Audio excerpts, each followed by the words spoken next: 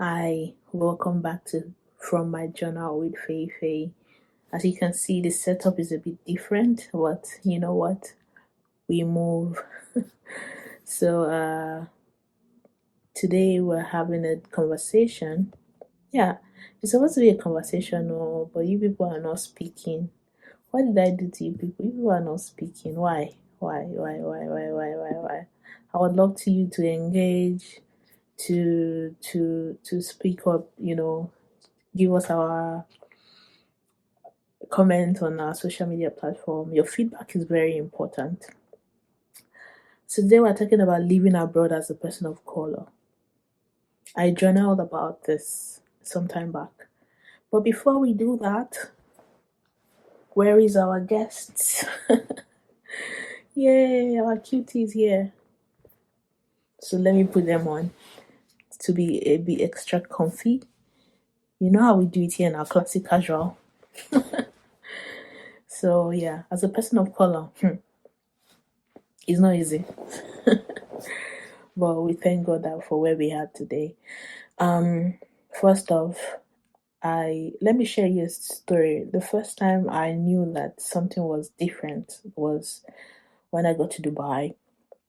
So I got to Dubai my first time traveling, and I saw someone who looked Nigerian, and I needed to call back home that I missed my flight, my connecting flight to my final destination.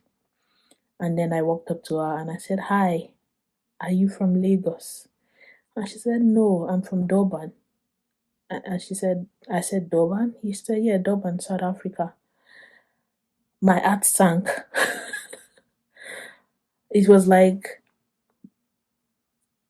something cleared my eyes. Like, girl, you're now in the outside world. And people who look like Nigerian might not be Nigerian. It sounds weird, but I wanted to find comfort in knowing that I could guess where she was and we could have a common ground for her to help me. Anyway, that was my first eye opener. Like, wow, this is a different world. She's a person of color, so that's not what we're talking about today. So, when I got to school, I couldn't tell people apart, the Asians and the Europeans. The Asians looked alike, all the Europeans looked alike as well. Funny story.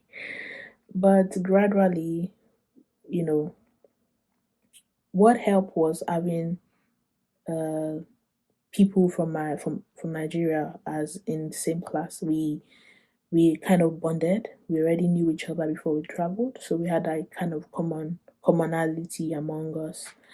And yeah, that was that. But when you get into the workforce, it's a different type of ball game. I mean, now you realize like you're a person of color, you're female, so you don't know what you're being, discriminated about. Is it because I'm female or you're a person of color? But you know what? There's nobody in this life that does not face challenges. So you just have to strap up and face yours. There's no pity party here, there's no victimizing here. Life is lifing and you have to life with life. Period. So one thing about this is if you are in a community where you worship, I keep emphasizing on this. If you're in a community, if you believe on something, your community is very important. That was one thing that made me feel grounded because back home where I worship was we had a universal way of worship. So when I came back here, when I came abroad, not here, but when I traveled abroad, it was something I could connect with.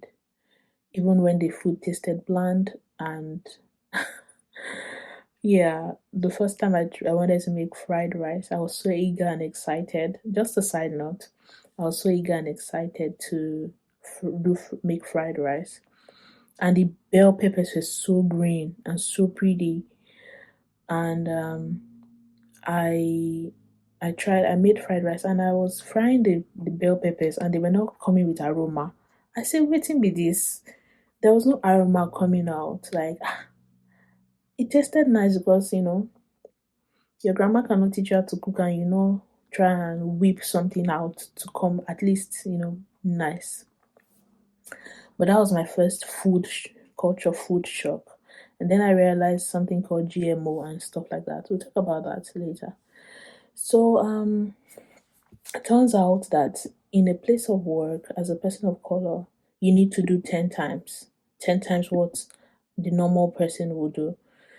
And another thing is that we're all humans and we make mistakes. But you have to realize that what other people get passes for, you might not get. So you have to be sort of quote unquote always at alert, always trying to be perfect. Not trying to be perfect, but just alert enough to know that you can't get passes like every other person would do. Not every other person, but some people in at your workplaces will do. Uh, this also goes to talk about where you buy things, when you interact with people. Another thing I've figured out is, which is unfortunately it is what it is. Someone who's an indigene of a particular country, right, would of a Western country can literally wear something very basic and they'll be treated properly. And you will wear something basic and they're not gonna look at you twice. So it formed a culture within me to always have to try to look good. Not like I don't look good before, but aesthetically pleasing for a person of a color, of a black woman. So if I want to buy things in the store, I could not just say I just could put on a t-shirt and joggers.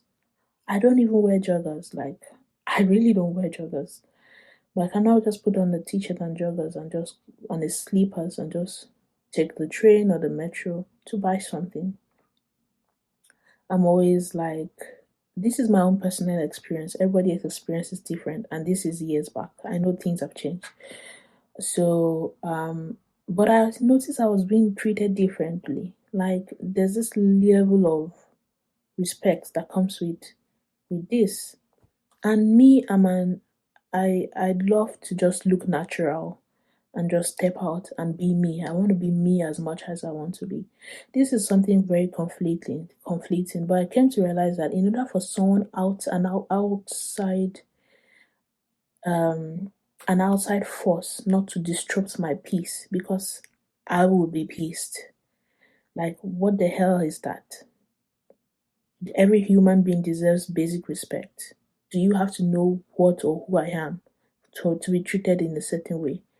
You get that does not sound okay for me. But in order for someone to not disrupt my peace, I decided to start dressing up a certain way. Even if I want to go and buy a banana, I would get a good service.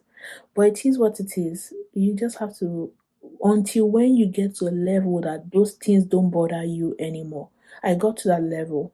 I got to that level that I would literally wear my sleeves, wear a shirt and a t-shirt, and how you perceive me became none of my problem. It's whatever you're dealing with, you're dealing with. But I have to be honest here. It took a lot of work to get there. But before I got there, I had to protect my peace. And that was exactly what I did until I got to a place in my life that an outside entity would not disturb me no matter what I looked like, as long as I was comfortable and confident in my skin, in my clothes, and in who I am, who I was and who I am. So it could be a struggle. A lot of people have different experiences. I just shared a few of mine. Some people did not have to experience what I experienced at all. Some people experienced something different from what I just spoke about. Whatever your experience is, just know one thing: you're not alone. You're not alone. That's the commonality of all this. You're not alone. We all are we're all in the same boat, but with different experiences.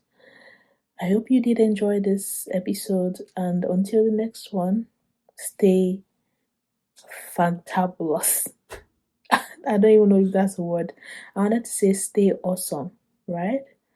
But we should find our closing intro. We should find it. We should find something that we're going to be consistent about saying when we are closing the podcast. But one thing is constant. I will throw you a kiss. Until next time.